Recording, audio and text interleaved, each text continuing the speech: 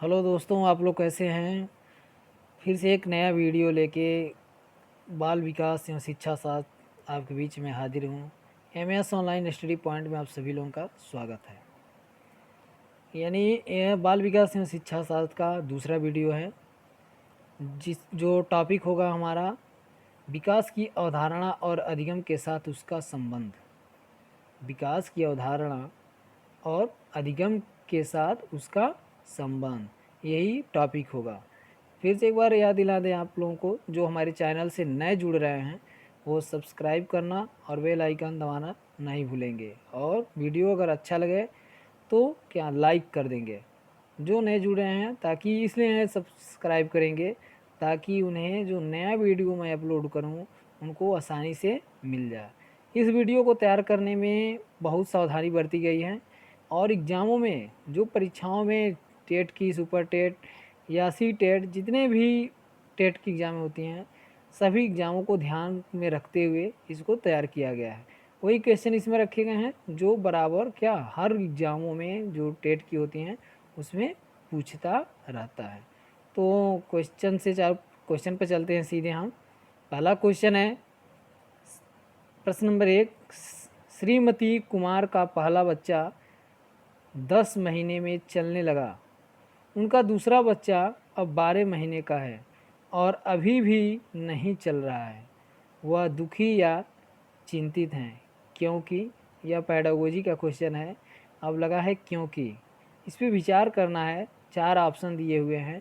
पहला दिया है ए, उनके पति ने कहा कि जब तक वे 14 महीने के नहीं हुए थे उन्होंने चलना शुरू नहीं किया था। बी दिया है, वह जानती हैं कि वह जितना अधिक इंतज़ार करेंगी उतना ही अधिक उसके पैर चलने के लिए क्या होंगे, मजबूत होंगे। सी दिया है, एक पड़ोसी का लड़का भी 18 महीने का है और वह भी नहीं चल रहा है। यानी एक पड़ोसी का लड़का है, 18 महीने का हो गया है लेकिन वो भी अभी चल नहीं रहा है। डी है, वह जानती हैं कि चलने के विकास के लिए वह अभी सामान्य समयबद्ध के अंदर है। तो इसमें चारों में से ऑप्शन बताना है कौन सा सही होगा। कौन सा सही होगा ऑप्शन, एक बार देख लीजिए आप लोग। तो इसमें ऑप्शन जो सही होगा वो ऑप्शन सही होगा डी। वह जानती हैं कि चलने के विकास के लिए वह अभी सामान्य समयबद्ध के क्या है, अंदर है। यानी अभी वो चलने के लिए सामान्य मतलब जो समय है उसके क्या है, अंदर है।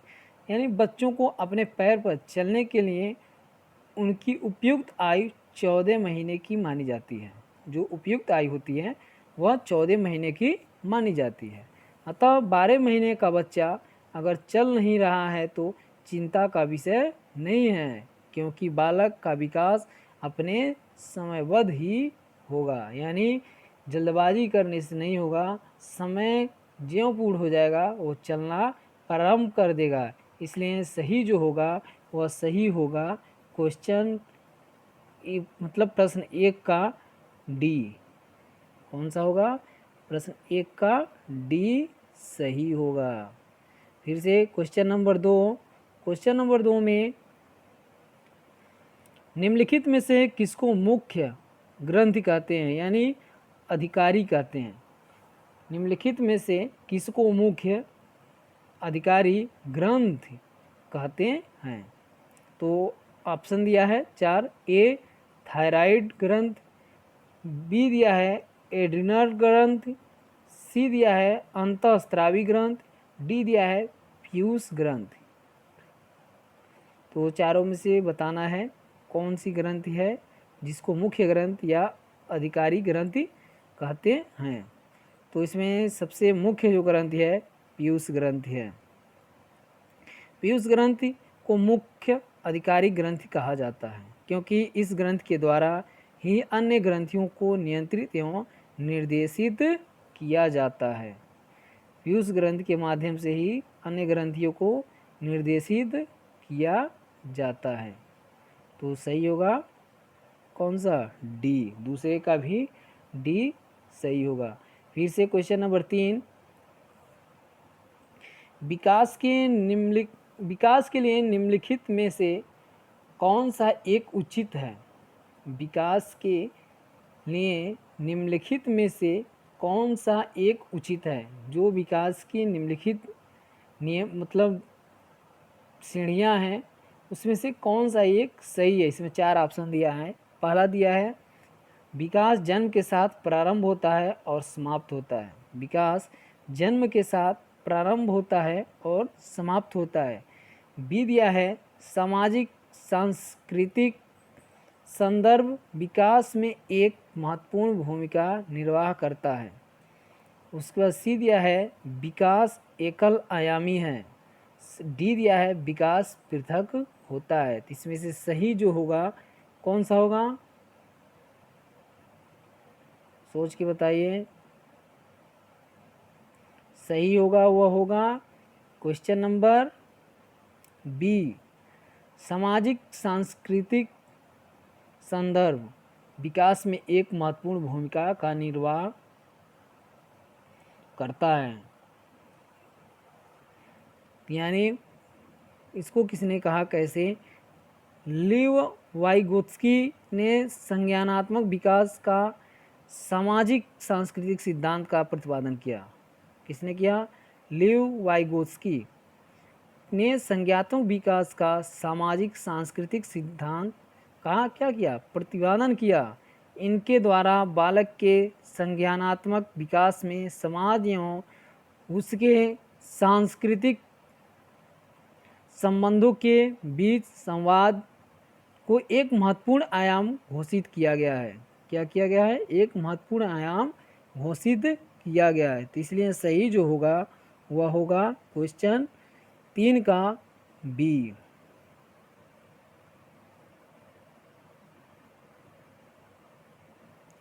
क्वेश्चन नंबर 4 पे चलेंगे।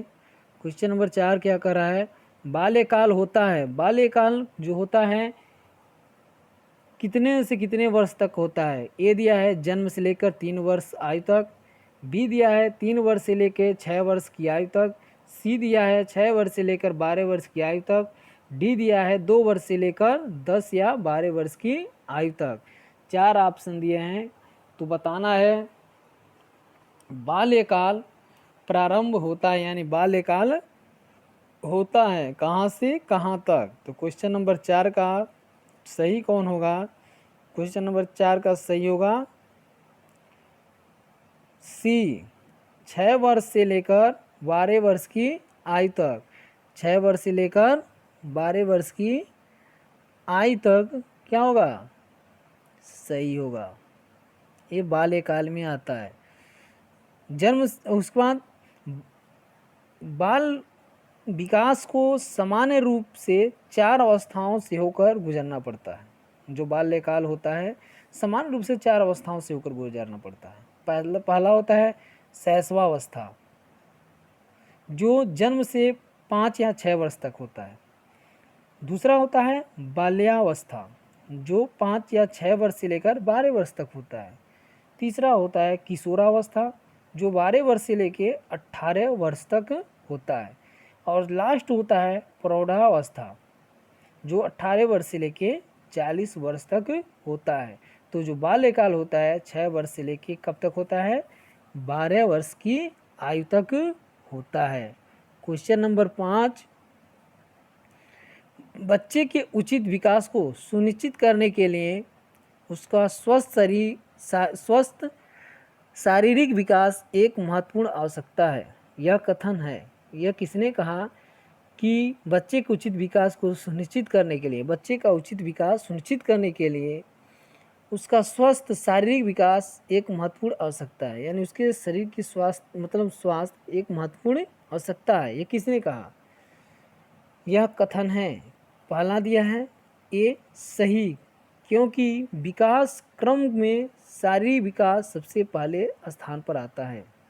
बी है सही है क्योंकि शारीरिक विकास के अन्य पक्षों के साथ अंतः संबंधित है। डी दिया है गलत है क्योंकि शारीरिक विकास के अन्य पक्षों को किसी भी प्रकार से प्रभावित नहीं करता है। इसमें से सही कौन होगा? सही होगा इसमें से क्वेश्चन नंबर 5 का बी। क्वेश्चन नंबर 5 का सही होगा बी। क्यों, कैसे? अब होगा ये, किसी भी बच्चे के संपूर्ण विकास के लिए शारीरिक एवं अन्य विकास साथ साथ होने चाहिए, क्योंकि शारीरिक विकास विकास के अन्य पक्षों के साथ अंतः संबंधित है। क्या है? अंतः संबंधित है। इसलिए क्या होना चाहिए? सही है बी, क्योंकि शारीरिक विकास विकास के अन्य पक्षों के साथ क्या होता है? अंतः संबंधी है। क्वेश्चन नंबर 6,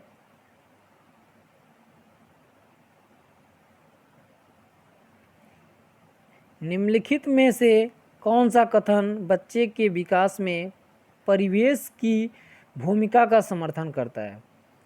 नेक्स्ट क्वेश्चन जो है प्रश्न 6, निम्न में से कौन सा कथन बच्चे के विकास में परिवेश की भूमिका का समर्थन करता है? तो होगा इसमें से कौन होगा? ए दिया है, पिछली कुछ दशाब्दियों में बुद्धि लब्धांक परीक्षा में शिक्षार्थियों के औसत प्रदर्शन में लगातार वृद्धि हुई है। यह वृद्धि है, इसको सही कर लेंगे।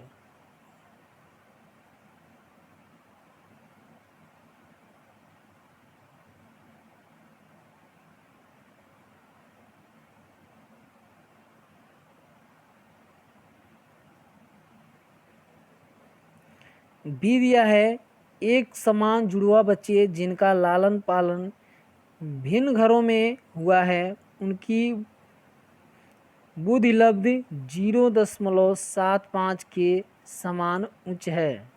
सी दिया है, शारीरिक रूप से स्वस्थ बच्चे अक्सर नैतिक रूप से अच्छे पाए जाते हैं।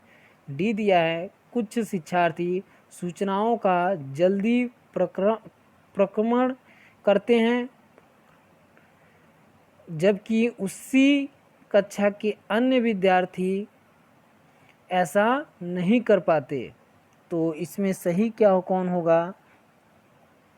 इसमें जो सही होगा क्वेश्चन नंबर 6 का सही होगा ए। कौन होगा? ए।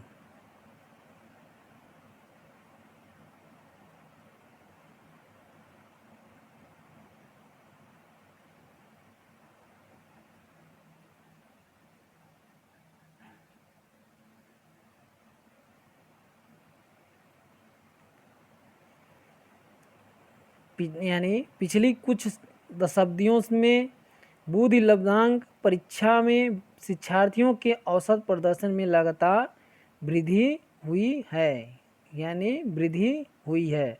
तो पिछले कुछ दशकों में बुद्धि लब्धांक परीक्षा में शिक्षार्थियों के औसत प्रदर्शन में लगातार वृद्धि हुई है। यह तथ्य दर्शाता है कि पिछले कुछ दशकों में कुछ ऐसा अधिगम वातावरण बन रहा है जिसमें बच्चे सुलभता से अपने आप को समायोजित कर पा रहे हैं और बेहतर प्रदर्शन कर रहे हैं। तो यानी सही जो होगा वो होगा ए। क्वेश्चन नंबर 7, परिपक्व विद्यार्थी। परिपक्व विद्यार्थी क्या होता है? तो क्वेश्चन नंबर 7 में परिपक्व विद्यार्थी जो होता है, क्वेश्चन ऑप्शन दिया है ए, इस बात में विश्वास करते हैं कि उनके अध्ययन में भावनाओं का कोई स्थान नहीं है। इस बात में विश्वास करते हैं कि उनके अध्ययन में भावनाओं का कोई स्थान नहीं है। बी दिया है, अपनी बौद्धिकता के साथ अपने सभी प्रकार के द्वंद्वों का शीघ्र समाधान कर लेते हैं। और सी दिया है, अपने अध्ययन में कभी कभी भावनाओं की सहायता चाहते हैं। डी दिया है, कठिन परिस्थितियों में भी अध्ययन से विचलित नहीं होते। तो सही इसमें कौन होगा? सही होगा इसमें क्वेश्चन नंबर 7 में सी।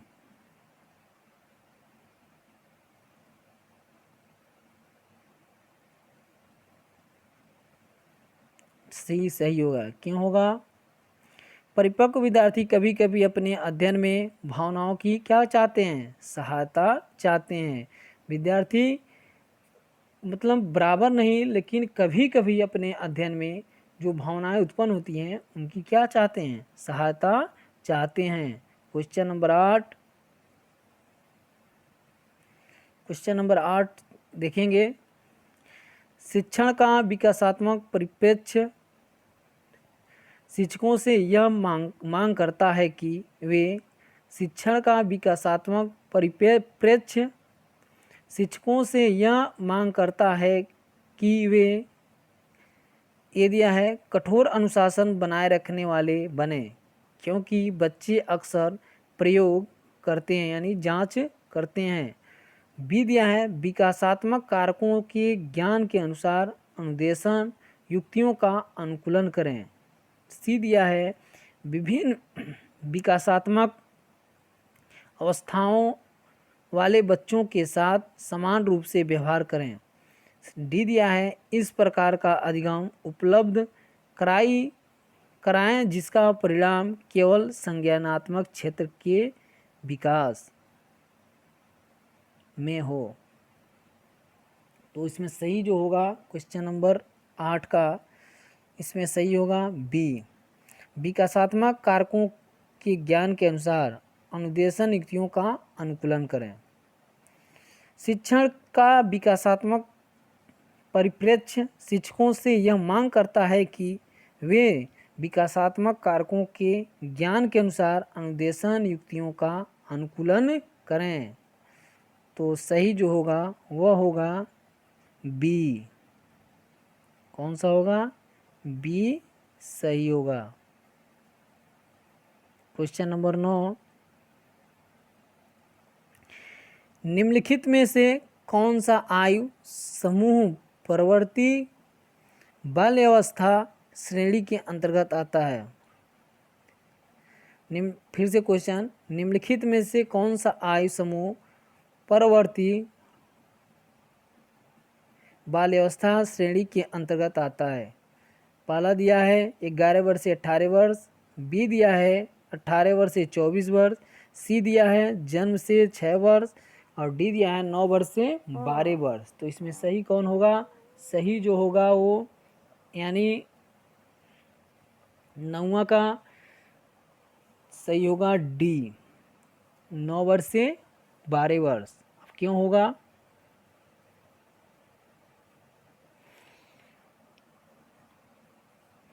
परिवर्तित बाल्यावस्था की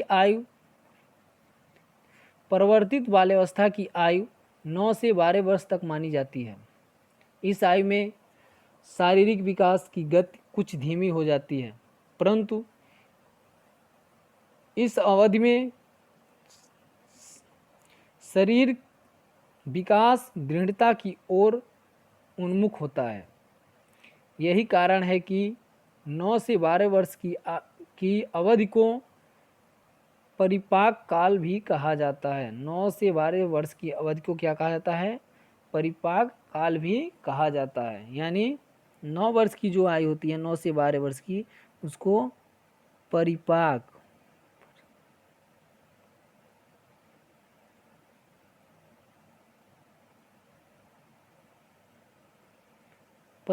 आयु भी कहा जाता है।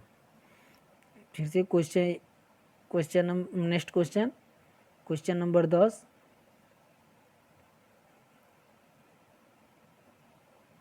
क्या कह रहा है? निम्नलिखित में से कौन सा बच्चों के संवेगात्मक विकास के लिए सर्वाधिक उपयुक्त है? निम्नलिखित में से कौन सा बच्चों के संवेगात्मक विकास के लिए सर्वाधिक उपयुक्त है? ए दिया है कक्षा कक्ष का प्रजातांत्रिक परिवेश, बी दिया है अध्यापकों की कोई भी सहभागिता नहीं क्योंकि यह माता पिता का कार्य है, सी दिया है कक्षा कक्ष का नियंत्रित परिवेश, डी दिया है कक्षा कक्ष का अधिकारवादी परिवेश। यानी 4 ऑप्शन दिए हैं, चारों में से हमको बताना है।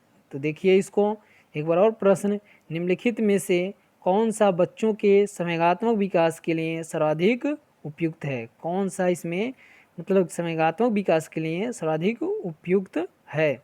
तो इसमें होगा क्वेश्चन नंबर 10 का, बच्चों के संवेगात्मक विकास के लिए कक्षा कक्ष में प्रजातांत्रिक परिवेश का होना आवश्यक है। किसका होना?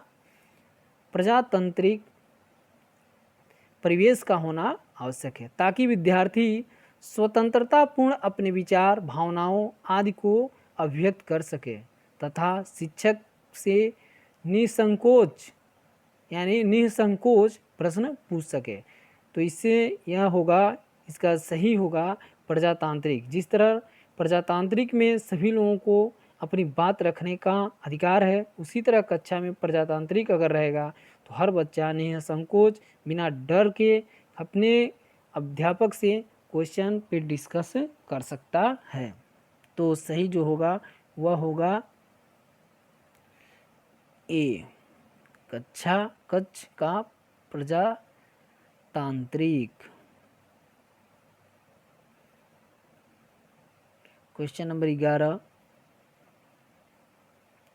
निम्नलिखित में से कौन सा कथन विकास और अधिगम के बीच संबंध को सर्वश्रेष्ठ रूप में जोड़ता है? निम्नलिखित में से कौन सा कथन विकास और अधिगम के बीच संबंध को सर्वश्रेष्ठ रूप से जोड़ता है?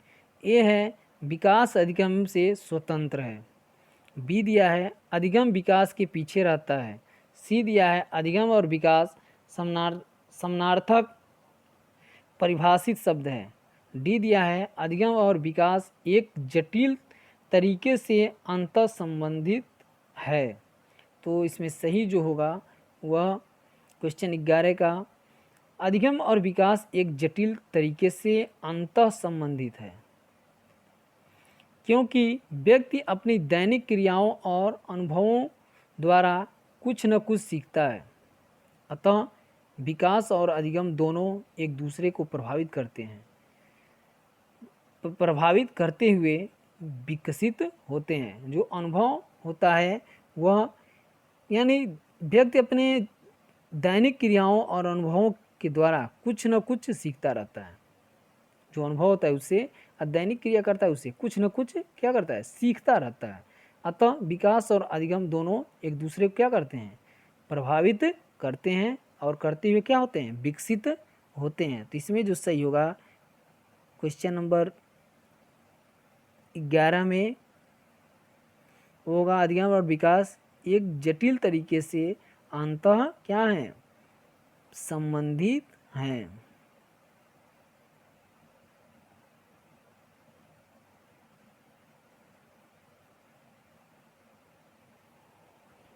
क्या है? अंतः संबंधी है। क्वेश्चन नंबर 12, चरित्र का विकास होता है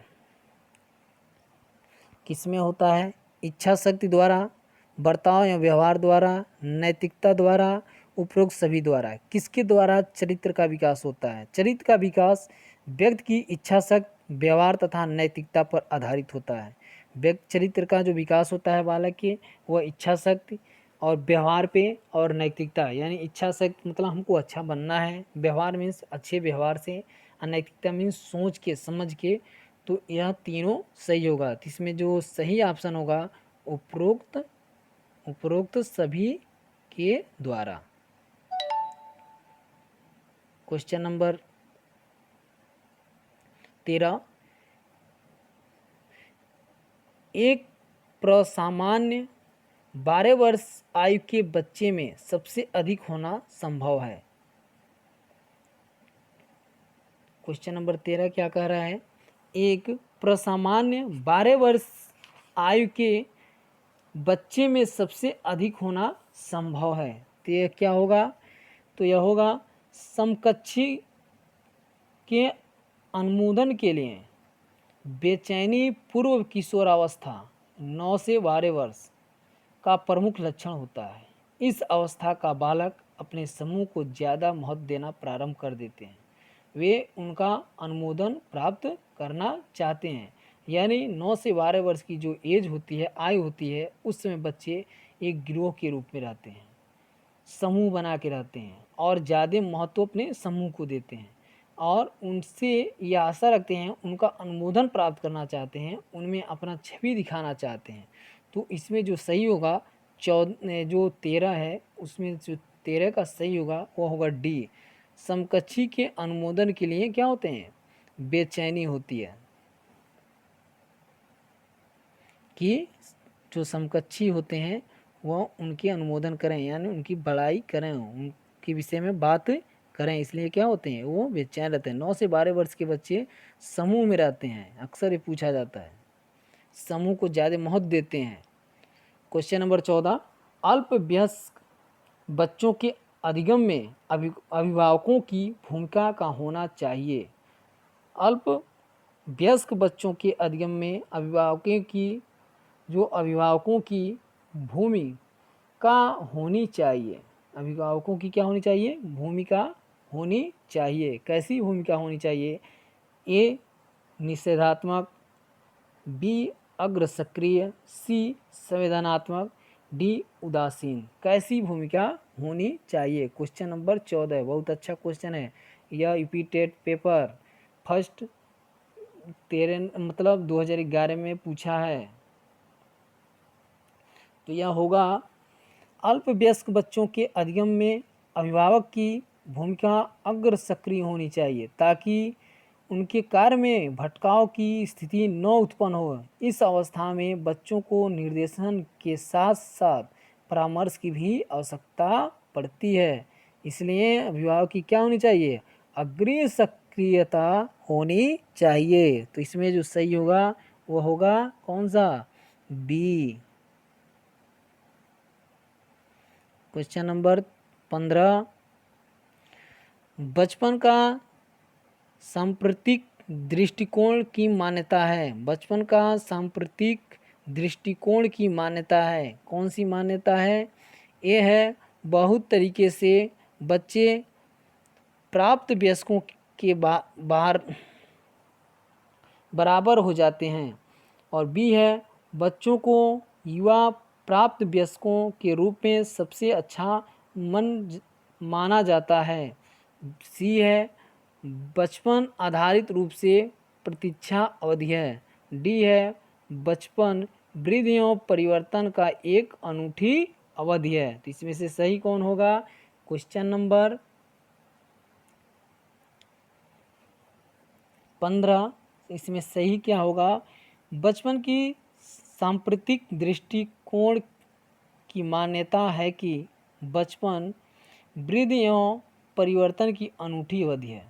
जो बचपन होता है वृद्धि होता है, यानी वृद्धि होता है, और परिवर्तन, वृद्धि के साथ शरीर में परिवर्तन होता है, इसमें इसकी अनूठी अवधि है जो बचपन होता है, बचपना अवस्था यानी बाला अवस्था।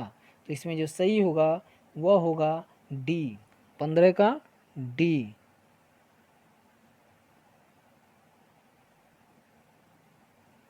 क्वेश्चन नंबर 16,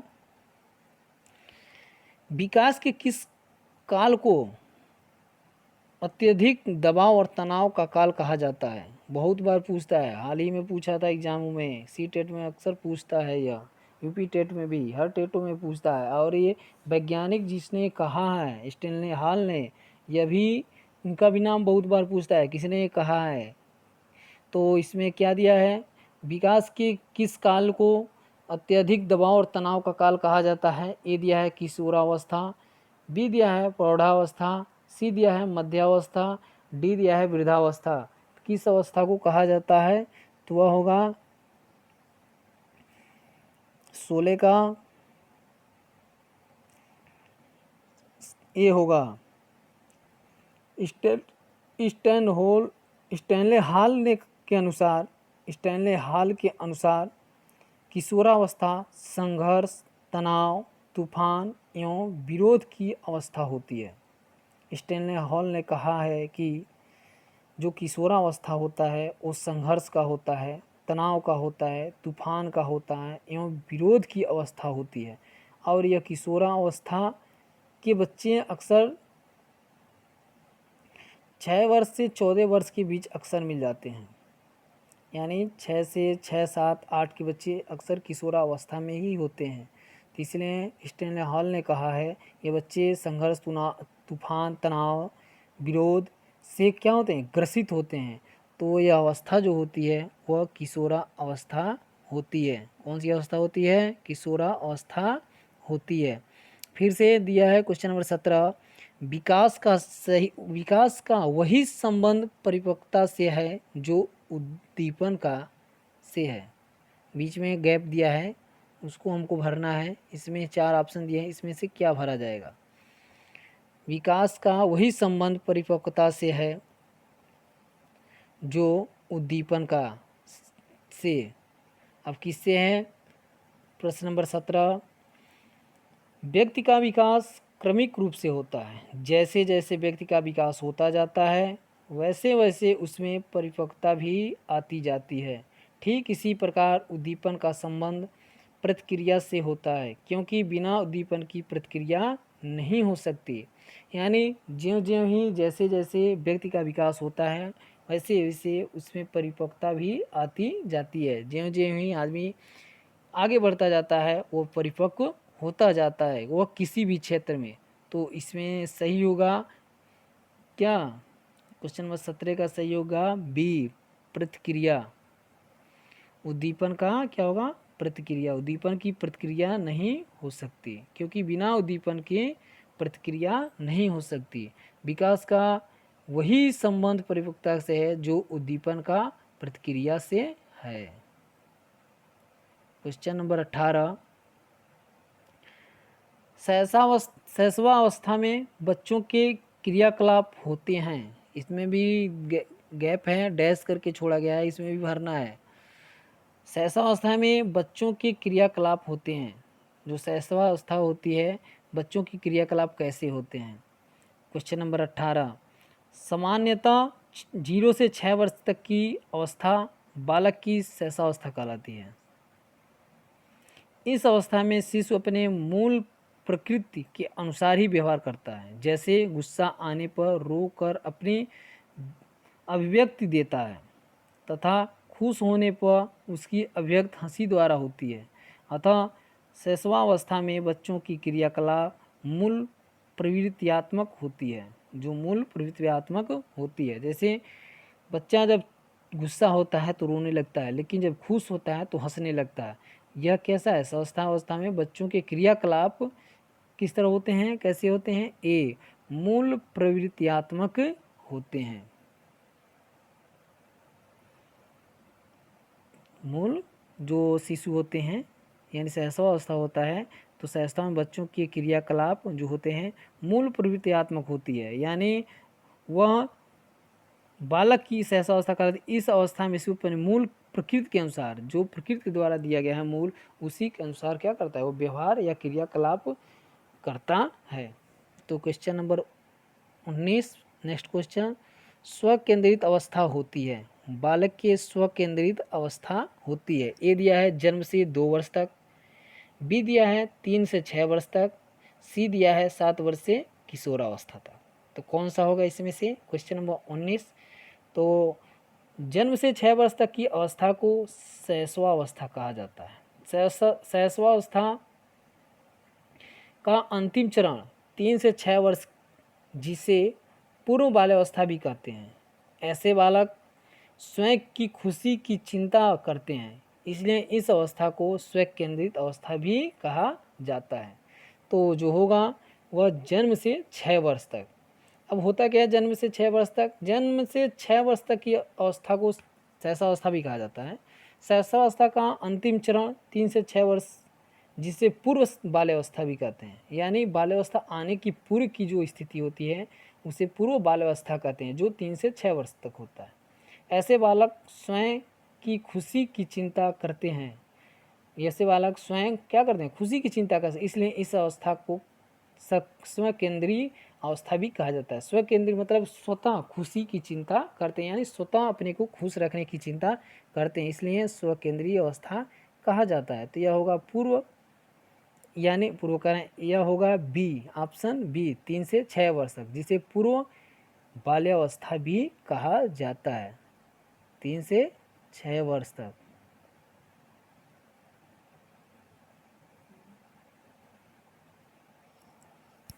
उसके बाद क्वेश्चन 20, मानसिक परिपक्वता की ऊंचाइयों को छूने के लिए प्रयत्नरत रहना संबंधित है। किससे संबंधित है? मानसिक परिपक्वता की ऊंचाइयों को छूने के लिए प्रयत्नरत रहना संबंधित है। किससे संबंधित है? क्वेश्चन नंबर 20 बहुत ही इंपॉर्टेंट क्वेश्चन है, ये 2013 में यूपी टेट में पूछा था। तो यह संबंधित किससे है? किशोरावस्था वह अवस्था है जिसमें बालक को नई समस्याओं एवं संयोगों का सामना करना पड़ता है। इस अवस्था में बालक समस्याओं को हल करने के लिए परिपक्वता की ओर उन्मुख होता है तथा मानसिक परिपक्वता के शिखर पर पहुंचने का प्रयत्न करता है, जहां उसे संतुष्टि का अनुभव हो सके। किशोरावस्था को ही मानसिक परिपक्वता की ऊंचाई को छूने के लिए प्रयत्न रहना संबंधित है। किशोरावस्था में बाल करता क्या है? वह समस्याओं और संयोगों का सामना करना पड़ता है। इस अवस्था में बालक समस्याओं को हल करने के लिए परिपक्वता की ओर उन्मुख होता है। जो समस्याएं आती हैं उनको सॉल्व करने के लिए क्या होता है? उसकी तरफ बढ़ता है, उसकी तरफ सोचता है तथा मानसिक परिपक्वता के शिखर पर पहुंचने के प्रयत्न करता रहता है। तो इसलिए सही जो होगा वो होगा किशोरावस्था में।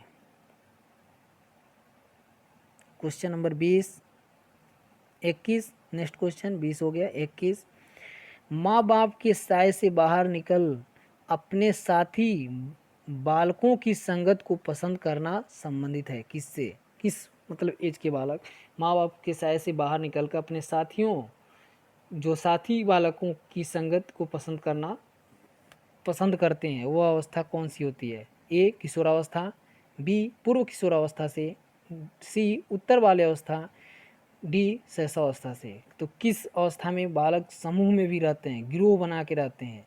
इस प्रश्न को इस तरह से प्रश्न रखा है क्वेश्चन नंबर 21। तो मानसिक परिपक्वता की ऊंचाइयों को छूने के लिए प्रयत्नरत रहना संबंधित है। किससे?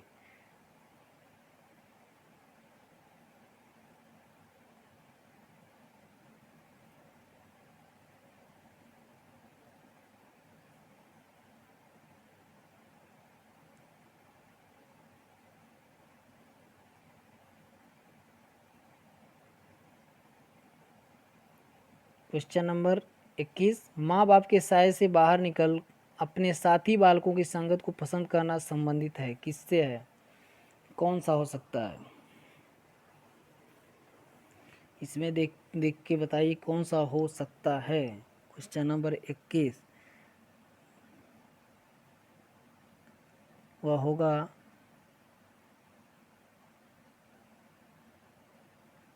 9 वर्ष से 12 वर्ष की अवस्था को उत्तर वाले अवस्था या पूर्व किशोरावस्था कहते हैं।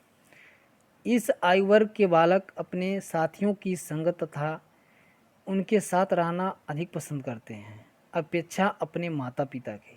यानी माता पिता के साय से बाहर निकल कर अपने संगत में ज़्यादा रहना पसंद करते हैं। वो अवस्था जो होती है उसे उत्तर वाली अवस्था या पूर्व किशोरावस्था कहते हैं। जो होता है वो 9 वर्ष से 12 वर्ष के बीच होता है। 9 से 12 वर्ष के बीच के बच्चे समूह गिरोह या संगत में रहना अधिक पसंद करते हैं। और वह एज होता है 9 से 12 वर्ष। और वह अवस्था क्या होती है? या तो उत्तर वाली अवस्था होती है या पूर्व किशोरा अवस्था होती है। तो इसमें जो सही होगा वह होगा बी, पूर्व किशोरावस्था सही होगा। क्वेश्चन नंबर 22, पूर्वग्रही किशोर या किशोरी अपनी डैश डैश है के प्रति कठोर होंगे। किसके प्रति कठोर होंगे? पूर्वग्रही किशोर या किशोरी अपने के प्रति कठोर होंगे, बीच में डैश है, अपनी डैश के प्रति कठोर होंगे। तो ए दिया है समस्या, बी दिया है जीवन शैली, सी दिया है संप्रत्यय और सी हो गया है या डी कर लेंगे। जो डी दिया है वास्तविकता। तो किसके प्रति वो कठोर होंगे? तो कठोर होंगे पूर्वाग्रह का तात्पर्य किसी कार्य व्यवस्था ज्ञान या व्यक्ति आदि के विषय में पहले से ही बनी हुई कोई विशेष धारणा तथा उसका पालन करना होता है। इस प्रकार पूर्वग्रही किशोर किशोरी अपने समस्याओं के प्रति क्या होते हैं, कठोर होते हैं। वह किसी भी समस्या को लेके क्या होते हैं, कठोर होते हैं। पूर्वग्रही किशोर या किशोरी अपनी समस्या के प्रति कठोर होंगे। तो यह सही होगा ए। कौन सा सही होगा, ए। 22 का ए। अब क्वेश्चन नंबर 23, बाल्यावस्था की प्रमुख मनोवैज्ञानिक विशेषता क्या है।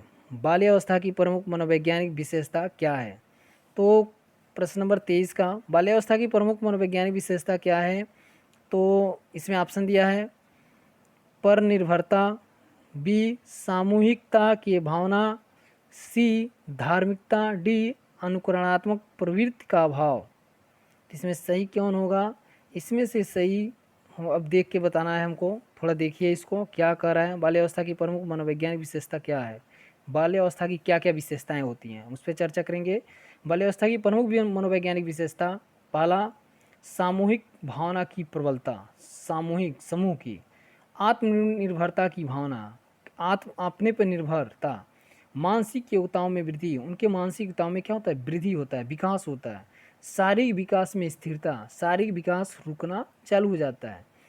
रचनात्मक कार्यों में आनंद, रचना करना, कल्पना करना, किसी बात को लेके उसमें आनंदित होते हैं। बहुमुखी व्यक्तित्व का विकास। और 7वां है रुचियों में परिवर्तन। 7 विशेषताएं हैं, 7 विशेषताओं को मैंने बता दिया। अब 7 में से बताइए किसकी कौन सी इसमें से उसमें से विशेषता है, कौन उसमें से मिल रहा है। पहला एक बार और बताते हैं क्या है। बाल्यावस्था की प्रमुख मनोवैज्ञानिक विशेषता 7। पहला सामूहिक भावना और प्रबलता, दूसरा आत्मनिर्भरता की भावना, तीसरा मानसिक योग्यताओं में वृद्धि, चौथा शारीरिक विकास में स्थिरता, पाँचवां रचनात्मक कार्यों में आनंद, छठवां बहुमुखी व्यक्तित्व का विकास, सातवां रुचियों में परिवर्तन। तो इसमें से किस में हो सकता है, कौन सा सही है। तो सही है सामूहिकता की भावना, उसमें दिया है सामूहिक भावनाओं की प्रबलता। तो इसमें सही जो होगा सामूहिक भावनाओं की प्रबलता। ठीक है, नेक्स्ट क्वेश्चन देखते हैं। Question number 24। इसी तरह देखते रहिए क्वेश्चन, बहुत ही इंपॉर्टेंट क्वेश्चन रखा गया, जितने एग्जामों में अक्सर पूछे जाते हैं। कोई भी एग्जाम हो, यूपी टेट हो, सी टेट हो, एमपी टेट हो, या कोई भी किसी भी टेट में जो बाल विकास शिक्षण से पूछा जाता है, इसी में से पूछा जाता है, वही क्वेश्चन डाले गए हैं, रखे गए हैं, जितने बार बार पूछते हैं। बहुत ही इंपॉर्टेंट क्वेश्चन है, आप लोग ध्यान से इसको देखेंगे, लास्ट तक वीडियो को देखेंगे। और मैं बराबर वीडियो नए नए वीडियो अपलोड करते जा रहा हूँ, चैप्टर बाय चैप्टर, यानी स्टेप बाय स्टेप डालते जा रहे हैं। इसको ध्यान से देखेंगे तो 30 में से 30 आप एकदम 100% आएगा, अगर आप ध्यान से पूरा वीडियो लास्ट तक देखेंगे।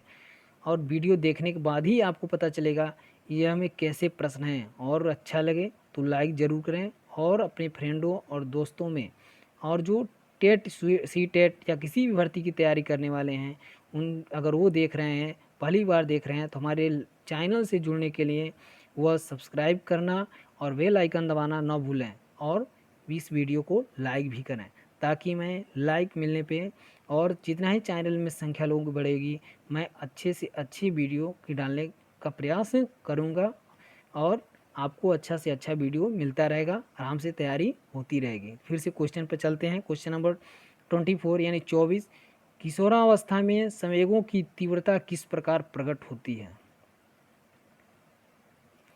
तो क्वेश्चन नंबर 24, किशोरावस्था में किशोरावस्था हो गया है, इसको सही कर लेंगे, वह है वो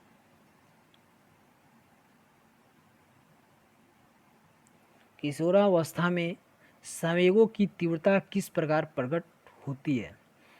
तो ऑप्शन है प्रतिकूल पारिवारिक संबंध, फिर से बी है व्यवसाय की समस्या, फिर से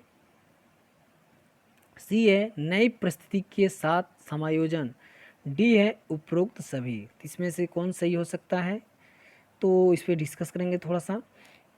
किशोरावस्था में अनेक नए प्रकार की परिस्थितियों के साथ समायोजन की समस्या के परिणाम स्वरूप सांवेगिक भावना का विकास तीव्र होता है। ये परिस्थितियां निम्न होती हैं, जैसे प्रतिकूल पारिवारिक संबंध, व्यवसाय की समस्या, नई परिस्थितियों के साथ समायोजन, सामाजिक परंपराएं आदि। अनेक परिस्थितियां आ सकती हैं जो क्या कर सकती हैं। जो प्रश्न है हमारा, किशोरावस्था में संवेगों की तीव्रता किस प्रकार प्रकट होती है, तो संवेगों में किशोरावस्था में संवेगों की तीव्रता किस प्रकार प्रकट होती है। तो 4 ऑप्शन दिया है, इसमें से सही जो होगा वो कौन सा होगा, डी, क्योंकि इसमें से चारों वही दिया है जो इसमें से दिया है। पहला समस्या क्या, निम्न परिस्थितियां क्या होती हैं, प्रतिकूल पारिवारिक संबंध, तो प्रतिकूल पारिवारिक संबंध ऊपर दिया है ए। बी दिया है व्यवसाय की समस्या, दिया ही है।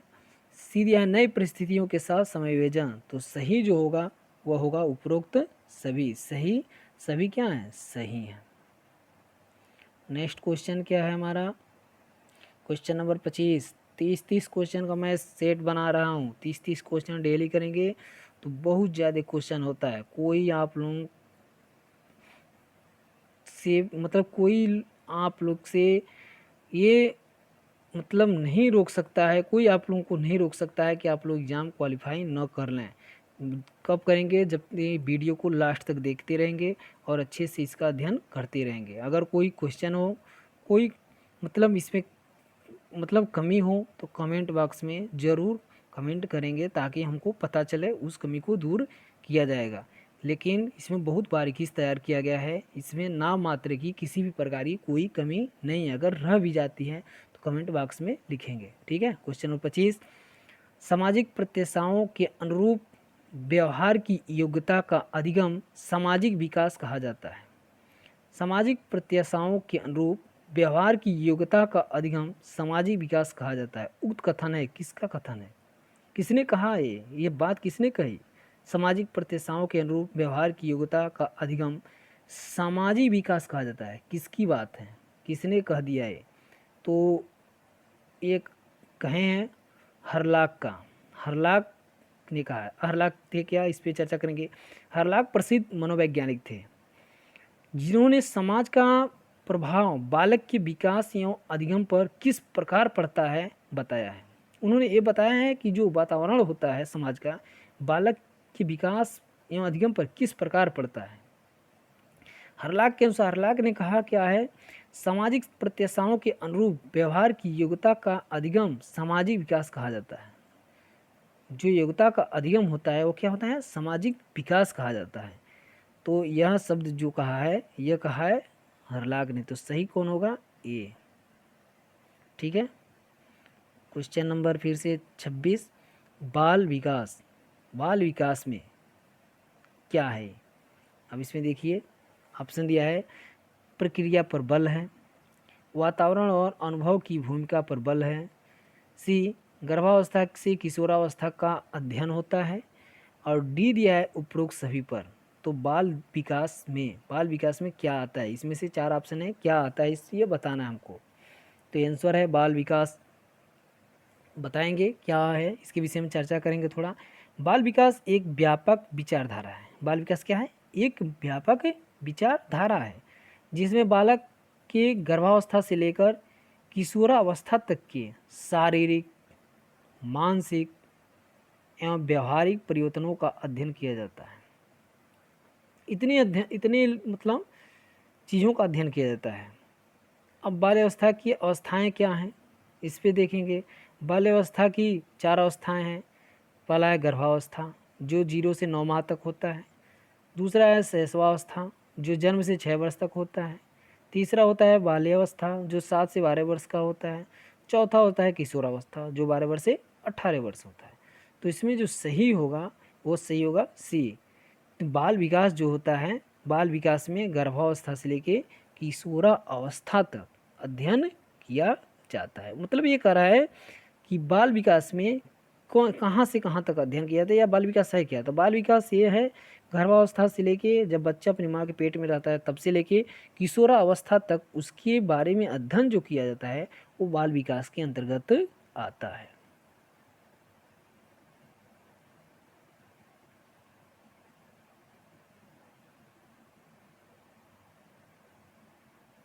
ठीक है, नेक्स्ट क्वेश्चन देखेंगे हम। बाल विकास का अध्ययन क्षेत्र है कौन सा है? बाल विकास का अध्ययन क्षेत्र है कौन सा है? बाल विकास की विभिन्न अवस्थाओं का अध्ययन। बाल विकास की विभिन्न अवस्थाओं का अध्ययन।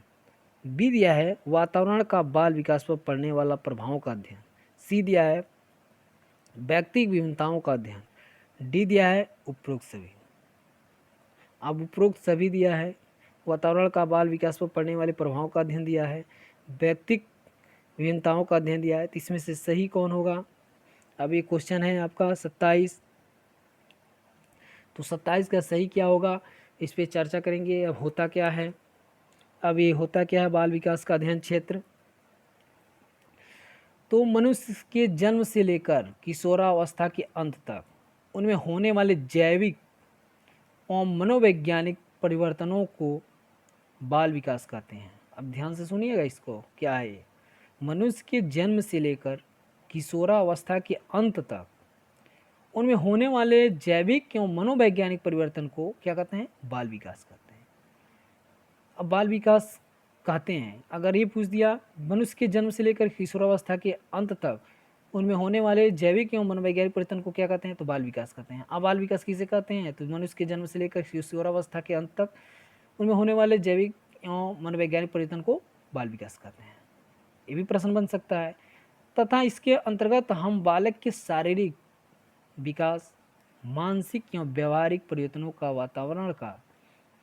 तथा वातावरण का बालक पर पड़ने वाले प्रभाव का अध्ययन किया जाता है। बालक पे जो प्रभाव पड़ता है उसका अध्ययन किया जाता है। इसके साथ ही बालक के व्यक्तित्व भिन्नता का भी अध्ययन किया जाता है। तो इसमें जो सही होगा वह सही होगा कौन? 27 का डी, उपरोक्त सभी। पहला, बाल विकास की विभिन्न अवस्थाओं का अध्ययन तो किया ही जाता है। वातावरण का बालक विकास पर पड़ने वाले प्रभावों का अध्ययन भी किया जाता है। इसमें व्यक्ति भिन्नताओं का अध्ययन भी किया जाता है। तो इसलिए सही जो होगा वह होगा उपरोक्त सभी। क्वेश्चन नंबर 27 में सभी। 28, सर्वाधिक उपयुक्त जीवित रहता है, सर्वाधिक उपयुक्त जीवित रहता है का सिद्धांत है। किसका सिद्धांत है? सर्वाधिक उपयुक्त जीवित रहता है, किसका सिद्धांत है ये? सर्वाधिक उपयुक्त जीवित रहता है किसका सिद्धांत है? तो चार्ल्स डार्विन ने क्रम विकास का सिद्धांत प्रतिपादित किया। क्रम विकास जैविक आबादी के आनुवंशिक लक्षणों के पीढ़ी दर पीढ़ी परिवर्तन को कहते हैं। जैव विकास किसे कहते हैं? आनुवंशिक लक्षणों के पीढ़ी दर पीढ़ी परिवर्तन को कहते हैं। इस सिद्धांत के अनुसार जो प्राणी स्वयं को प्रकृति के अनुरूप नहीं ढाल पाता उनका अस्तित्व समाप्त हो जाता है तथा केवल वही प्राणी जीवित रहते हैं जो स्वयं को प्रकृति के अनुरूप ढाल पाते हैं। जैसे डायनासोर, जिराफ, जिराफों की गर्दन लंबे क्यों हो गए, सर्पों के पैर गायब क्यों हो गए, इन पे चार्ल्स डार्विन ने बहुत सारे लेख लिखे हैं, बहुत सारे चर्चाएं किए हैं जो पुस्तकों में मिलते हैं। इन पे ज़्यादा चर्चा नहीं करेंगे। तो सीधे से इन्होंने कहा है जो प्राणी प्रकृति के अनुसार नहीं ढलता है वो समाप्त हो जाता है, जो ढल जाता है वो बच जाता है।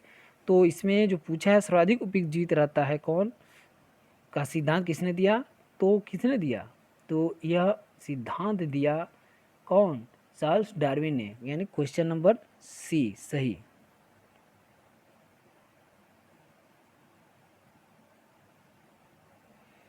इन्होंने जिराफों पे, सांपों पे यानी सर्पों पे बहुत से लेख लिखे हैं। क्यों उनका जिराफों का गर्दन लंबा हो जाता है, क्यों सर्पों का पैर गायब हो गया, इन सबों पे लिखे हैं। तो ये कक्षाओं में मिलते हैं पढ़ने के लिए।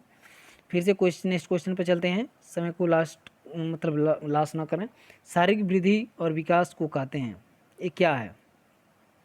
Question number 29। तो शारीरिक वृद्धि एवं विकास को अभिवृद्धि कहते हैं। क्या कहते हैं? अभिवृद्धि कहते हैं, क्योंकि अभिवृद्धि एक निश्चित समय एवं एक निश्चित सीमा तक चलती है और शारीरिक विकास भी एक निश्चित समय एवं सीमा के अंतर्गत होता है। सही है। शारीरिक वृद्धि एवं विकास को अभिवृद्धि कहते हैं। क्या कहते हैं? शारीरिक वृद्धि और विकास को अभिवृद्धि कहते हैं, अभिवृद्धि कहते हैं। ठीक, क्योंकि अभिवृद्धि कहते क्यों हैं? क्योंकि अभिवृद्धि एक निश्चित समय एवं एक निश्चित सीमा तक चलती है और शारीरिक विकास भी एक निश्चित समय एवं सीमा के अंतर्गत होता है। इसलिए सही जो होगा, शारीरिक वृद्धि और विकास को कहते हैं, जो हम कहते हैं अभिवृद्धि। क्वेश्चन नंबर 29 का B. Last question, question number 30, विकास की किस अवस्था में बुद्धि का अधिकतम विकास होता है? विकास की किस अवस्था में बुद्धि का अधिकतम विकास होता है? किस अवस्था में हो सकता है? बाल अवस्था में हो सकता है, किसी ऐसावस्था में हो सकता है, किशोरावस्था में हो सकता है, प्रौढ़ावस्था में हो सकता है। तो बुद्धि का ज़्यादा विकास किस में होता है? किशोरावस्था में होता है। किसमें? किशोरावस्था में। तो किशोरावस्था में होता है क्या है? बुद्धि का ज़्यादा विकास होता है। तो यह होता कैसे है? क्या है? किशोरावस्था में बुद्धि का अधिकतम विकास हो जाता है। इस अवस्था में बालक की कल्पना करना, जिज्ञासा, बौद्धिक क्षमता काफ़ी बढ़ जाती है। कल्पना करता है कैसे क्या होता है, कोई चीज़ देख लेगा तो उसको उजाड़ेगा, बनाएगा। जिज्ञासा रखता है, हर चीज़ की जानकारी को प्राप्त करने के लिए बार बार इसे पूछता रहता है, ये कैसे है, ये क्या है, इससे क्या होता है। ऐसे बच्चों का बौद्धिक क्षमता बढ़ जाती है, यानी कुछ बोलने का, सोचने का क्षमता बढ़ जाता है। तो यह जो अवस्था होती है वो होती है किशोरा अवस्था। किशोरा अवस्था में बच्चे के दिमाग का, बुद्धि का और अधिगम का विकास होता है, वो है किशोरावस्था। तो फिर से दोस्तों, हम नया वीडियो लेके, वीडियो नंबर 3, पूरा वीडियो हमारा लास्ट तक देखेंगे, स्टेप बाय स्टेप डाल रहे हैं, उसको बहुत ध्यान से देखेंगे।